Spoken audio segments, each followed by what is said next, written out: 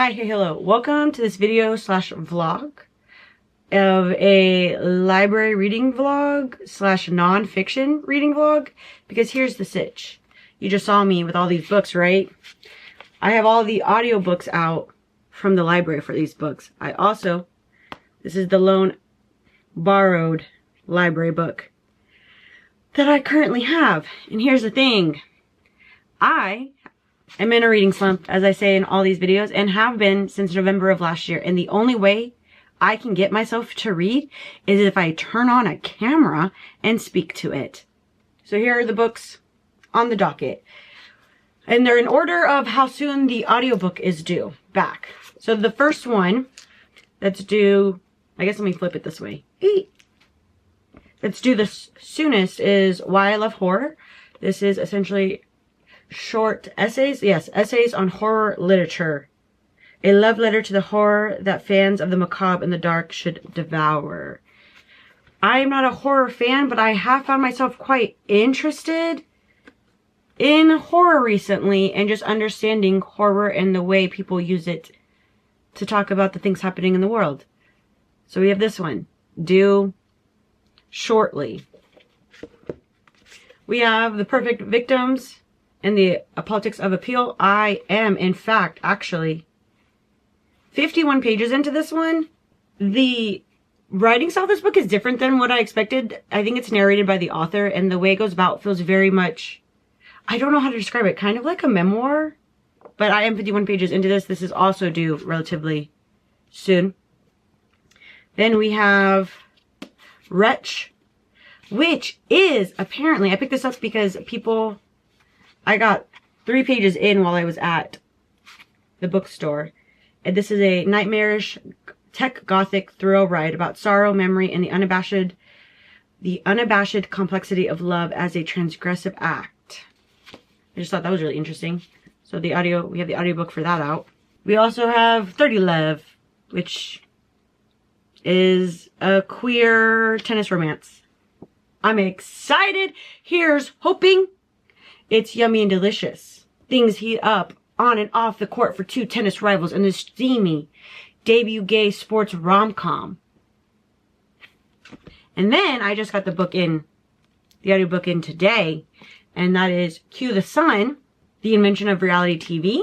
And I've also been very interested in reality TV. I've actually kind of always been interested in reality TV as someone who is a millennial, 36 years old. I grew up on Laguna Beach, The Hills, Jersey Shore, Flavor of Love. What was it? Tequila something's like Shot of Love. Charm School. You know what I mean? Was in a YouTube video I watched. She talked about reading this because she talked about an excerpt when discussing America's Next Top Model. So I got it from our library, and I thought, oh, and if I wanted to, if we were doing this not in how soon the books must be due to the library, I'd be reading this first. But I'm really interested in this one. I'm really interested in all of them, actually. But these are the books that I need to read before all of my library loans expire and are returned, because they all have waiting lists. So I also need to give them back to the community. Where to begin? I don't know, but I'll catch you guys in the next clip.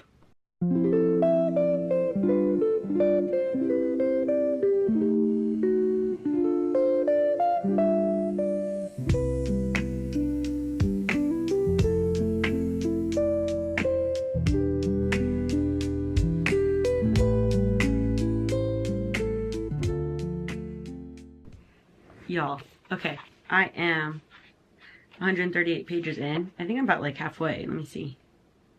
Yeah, I'm 57% of the way through the book. And I'm just going on here because I just got through the essay with Grady Hendrix. And tell me why he basically wrote a little baby horror story in here. First of all, was unprepared for that. So far, out of the essays we've gotten, my favorites have been the one by Amakatsu, Gabino Iglesias, and then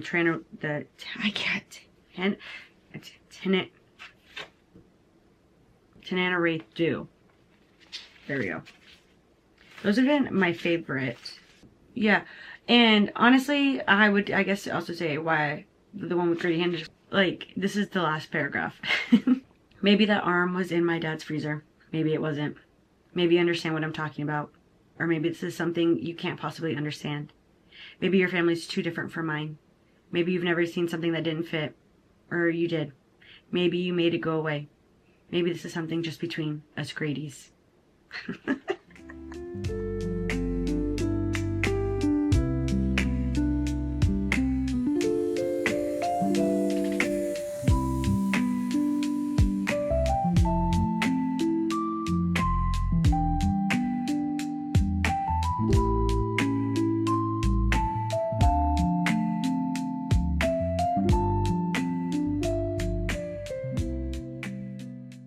Alright, I just finished Why We Love Horror, and it makes me want to immediately dive into horror. I am not a big horror girly. I think there is a singular vlog around Halloween this past October where I read like horror thrillers type sitch, and that was probably my first dive, really a dedicated dive into those genres of fiction. But finishing this collection of essays makes me want to like pick up all these other horror books that I've like heard about and the ones that were recommended in the essay collection, because essentially the essay collection is each essay is introduced by a librarian, and then she tells you which book from the author who's written the essays book to start with, and then a comp author. So you basically get recommendations for 36 authors, or 36 authors are named, and then you get 18 book recommendations. So it made me want to dive in to all the different books, and it makes me really want to like start this like immediately. I do have a movie I'm supposed to catch in 2 hours, but I also wanted at the same time, I ordered birthday cards and like a congratulation card from a local card store, and so I need to go technically pick that up, and my plan was to pick them up on the way to the movie theater. So now I'm trying to decide, because I was like, I technically have 30 minutes, but I was like, should I use that 30 minutes to start? Wretch. Because I really want to read this, or should I eat dinner? Like just eat something, because I'm not really hungry, but the movie starts at like 6:30 and is like an hour and a half-ish. Which means I probably won't get home till like 8-ish, 8:30. And that's too late to start this. Do we think this is like gonna scare the bejesus out of me? I don't think so. I think it's just gonna make me sad. But I'm scared because I'm somebody who, like, if I get riled up, I have a hard time sleeping. But I really want to dive into the one horror book I have. I don't know what to do. I think honestly, since it is 4:25, I probably will go eat.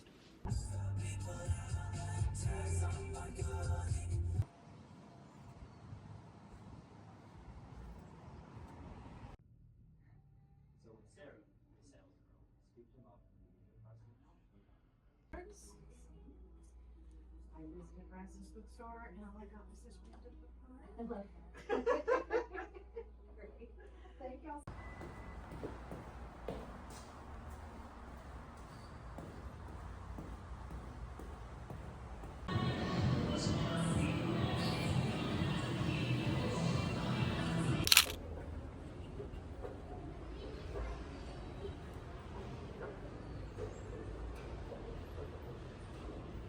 Good morning.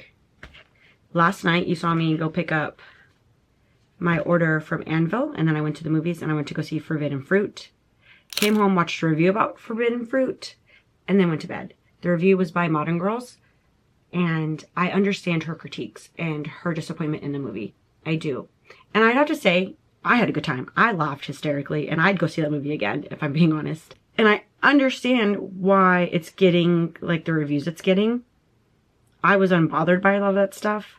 I was actually quite shocked that it was a horror. I didn't realize it was a horror. I didn't realize people were going to die gruesomely. Because I just watched the trailer and thought, this seems campy and cunty. Do those words actually mean that movie? I don't know, but it feels right in my bones to call it that. I can't quite articulate why. I was extra shocked on top of the gruesome deaths that it takes place in the Highland Mall. I'm sorry. I go to the mall on like a regular basis. And then on top of that, Cherry being from Highland just feels perfect. And then Plano, I didn't realize this was going to be a Dallas movie about Dallas girlies in the Dallas Mall. I also didn't realize it was going to have so much religious like iconography, which also fits for Dallas in Texas as a Texan myself. I do resent, however, when she was like, you were hiding gins in cowboy hats. She was like, it's Texas. What else is there to do? Okay, well, that's rude. Because there is so much to do in Texas. Don't make me defend Texas. Because I will. How dare you? There is more to do in Texas than to drink. As someone who's lived here most of my life, there's plenty to do. And I've done a lot. But yeah, I had a good time. I do understand their critiques. I think Modern Girl's main critiques were that there wasn't like a cohesive like personality through outfits and costuming, which makes sense because she's Modern Girls. And I can see that. And it was that 2 out of the 4 actresses kind of carried the whole performance because of their like experience and diversified acting and the just depths of their acting. They're a bit more skilled at this current moment and really carried the movie. And I understand that. I can see that. And then it was the pacing of the story, which I did not pick up on while watching the movie, but I do, looking back, can see how the pacing can feel off and was off.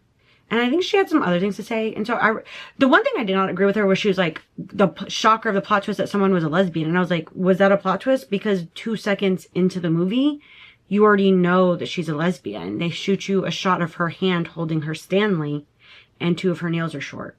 Do we not all know that that's universal for a queer woman or a queer person who's doing things with their hands? Maybe not. Maybe I thought that was universal. I thought that was already in the cultural zeitgeist. But maybe not. Maybe not. So I, again, had a great time. I'd see it again. Cheaper, not full price though. I would not pay full price for it again. I would go if it was on like a discount Tuesday at my like cinema. Or if someone was buying me a ticket and wanted to go see it, I'd definitely go again. I would buy it on physical media, not gonna lie. I enjoyed my time. I'd go see it again. I understand the current critiques that I'm seeing in the reviews and what I've watched. But yeah, today's plan is I wanted to read Wretch, but I leave for Austin tomorrow, which means I have to be able to go to bed, which means I don't think I should read a horror novel before going to bed. I don't know. So maybe I'll read Perfect Victim later. I do have a meeting that I have, and then I have to do some things after that meeting. But I thought I'd also come up here and show you how cool this was. I placed an online order at Anvil Cards, which is a local stationery, predominantly like card, stationery, and by stationery I mean pens, print shop in Upper Kirby. And they, look how cute. They wrapped it and they got this big old sticker that has my name on it. It's very cute. They taped it and all. And in here, what's really cool is they've then wrapped all my stuff. In this other one, I got this postcard, which is just a space shuttle. I already wrote my friends a card that I'm going to drop in the mail because they just got a house and they moved in. And so congratulations on being homeowners in the next like 35 years. And a birthday card for a friend. I got a birthday card for my brother. His birthday is this weekend. And then I got this card for my little sister, which she's going to get in the mail later. And then what's really cool, well, I got this sticker for my brother. And it's a DQ Blizzard, but an M&M Blizzard. And his order, just like mine, has stayed exactly the same since we were like 5 years old, 6, 7. And he gets an M&M Blizzard, and I get a Georgia Mud Fudge, which they took off the menu but I get a Georgia mud fudge. And then he gave me this little sticker. Let focus.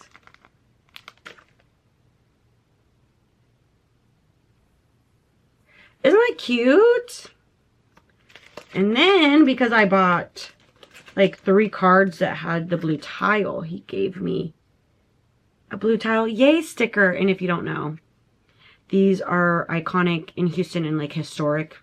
And they are blue tiles that are on the curb of a lot of the streets inside the inner loop. I think they're mostly in like Upper Kirby and Midtown. And don't quote me, Montrose area. And also, somebody went and documented all of the blue tile that's still around. It's called like the Blue Tile Project. But these are like iconic, very Histonian of it all. And I bought a birthday card like this. And I also bought one that said cheers and then something else. And so he gave me the free little sticker. Like, how exciting. So I got like 2 freebies. And then, also what's kind of cute is my receipts in there. But then this is like the little thank you card that says, thanks a lot. We hope you love your order. We'd be so grateful if you'd leave us a positive review on Google or Yelp. And then the phone number and, oh, and just saying that something, this was printed on like recycled paper. And it says, handwritten, thanks. Hope you love the cards. Isn't that cute? Which you definitely don't get all these extra freebies when you like go in store. So I think if I ever need cards, I think I might just order them online so I can get the freebies. Because I love this giant sticker.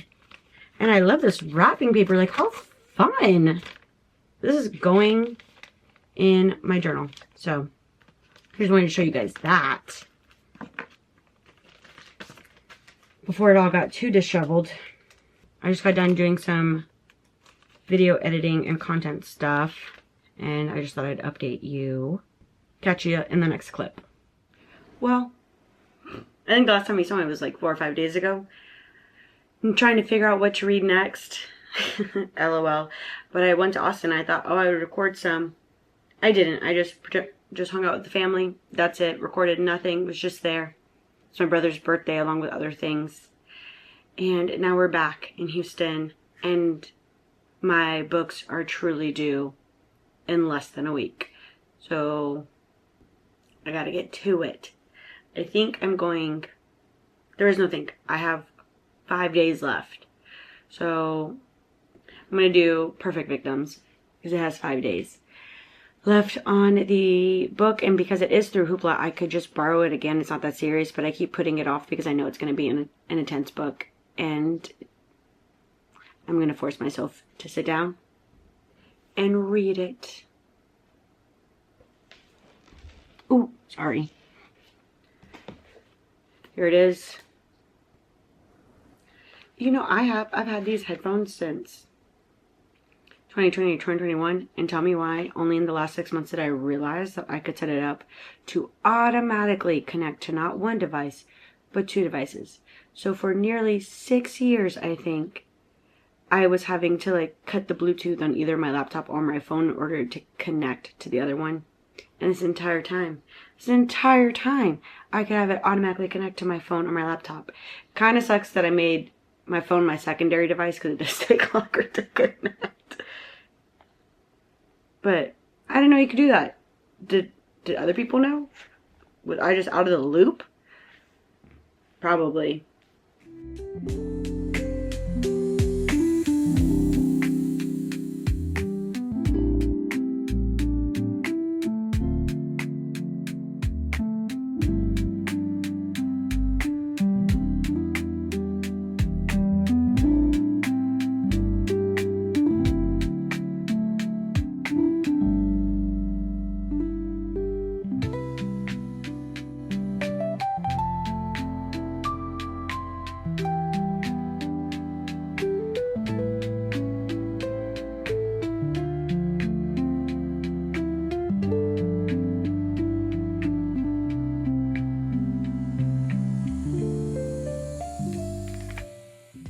Finished it. It's the next day if you can't tell. I think you just watched me read like the last 2 chapters. I don't have anything profound to say about this book. I do think I understand now why they say this is a compliment, or that if you read One Day Everybody Will Be Against This, you should also read this, because it makes sense. Because of the politics of a pill, this will somehow be, everything that's currently happening will be digestible to people years from now, which will make it something worth saying you were against, or was horrific and horrible that should have never been done, instead of actively saying it now.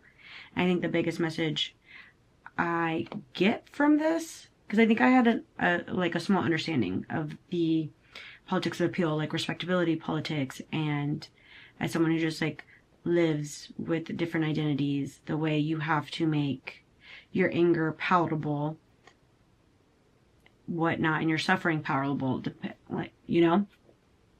Anyways, I think my biggest takeaway of this is to not, there goes my battery, is to not do the work of the machine. Do not do the work of the machine for it. Is that the right word?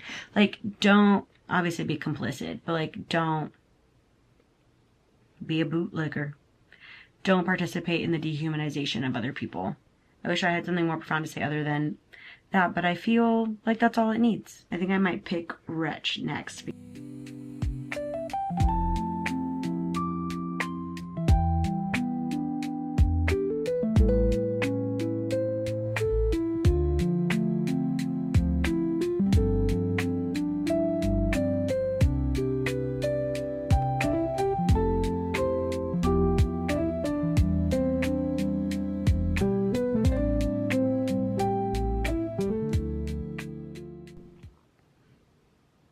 It's the next day.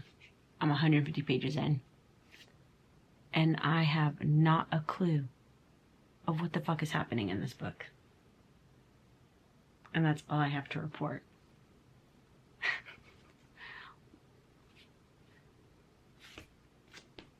I don't know. Good morning. I left you with, I don't know what the fuck's happening in this book. And I didn't read anymore after I brought that to you. We pulled some tarot cards. We did a tarot card for the new moon in Aries, because it's the zodiac new year, basically. And yeah, so I don't know what's happening. I think this book is collectively not going to be for me. Just, I'm not the viewership, not the audience. But that's okay. I do want to finish it so that I can, in fact, solidify that. But I figured before I get going of the day, I was going to start 30 Love. Hopefully I like it. And that, I think I'm going to do it for like an hour or so, because I need to change and get into like business cash or sorts. I need to go volunteer set up for lavender graduation. That is today.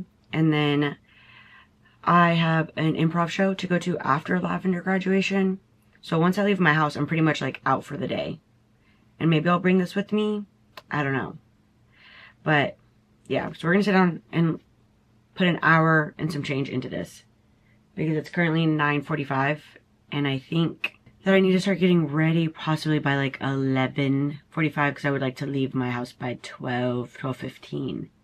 12, so I can go to the library, drop off the books that are overdue, and then make my way to lavender graduation. Anyways, I just have thoughts. We're going to go. We're going to read. I'm going to go back to that exact same spot in my chair, and we're going to read. Fancy meeting you here.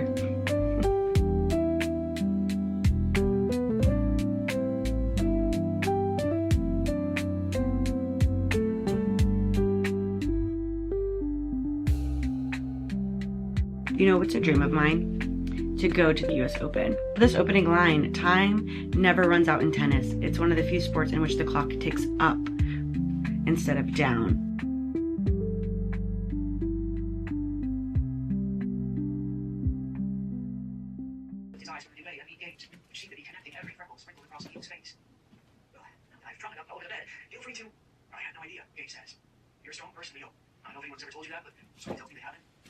I want you to hear it from me. Thanks, Liam says. His eyes going down to the UA cover and then back again. I just wanted you to know, there was so much more there. I didn't think I was better than you, that I didn't just pretend to always beat me. Well, thanks for good. And they agreed to let me train at BP. I had to work twice as hard. I wanted to prove to everybody that I was worth their time. And when his perspective on Gabe is being reframed in real time, and he has to steady himself. He wants to know that Gabe is okay. And he also cautiously wants to know the answer for himself, as if Gabe has been on some gay reconnaissance mission.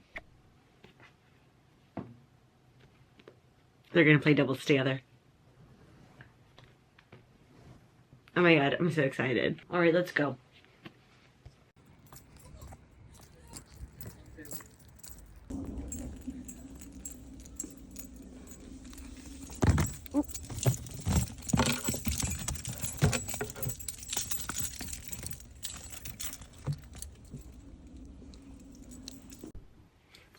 Good morning. Ready? Oh my gosh. I don't know why, but I just really like cracking open a Celsius. It's so yummy. Here's the thing. I came home from my events. I finished this. I did not record it. I'm gonna sell it. This is gonna end up in the donation pile once I take like 1 or 2 tennis quotes out of here. It fell so flat, I guess you could say. Like, there was such good potential in here that like they were rivals, and there was like obviously a misunderstanding from like childhood. But it was just a lot of tell and not a lot of show. And they make one of the characters is like likes reading smutty books. I mean, like, who doesn't? But then he was like, well, you're not, he was like, you're not ready for this smut. And so then he reads the smut, and I was like, in what world? Maybe I'm not a historical girly, and that's what I don't know. But I was like, in what world are you talking about how you want him to bloom in his secret garden? Is that how historical romances talk? I don't know. And then I just didn't believe their love. Like, it could have been so good. It could have been so good. But all you did was tell me about it, and you never really showed me in any capacity. And then on top of this, I love tennis. I really do. I love tennis so much that if I watch tennis or read about tennis, I want to go play tennis. I will sit for hours hitting a ball against a wall because I just love the racket and the ball. I don't know. And it was too much tennis. I don't need to watch him go through every round of Wimbledon or the US Open. I don't need to know. Like, you could have told me, like, the tie breaks, the match points, the break points. Like, you know, when he, like, broke away or he didn't. And when I didn't need to know several rounds of this. I just didn't. And then also, you're either alluding that the friends helped hook them up or the friends are in love. So is this an interconnected standalone? Or are we just never going to acknowledge that the women helped them get together? And then I was so excited about them being doubles, and nothing came of it. Like, it was just like, oh my god, I have to stare at his ass. And wow, we kind of make like a good team. And it's like,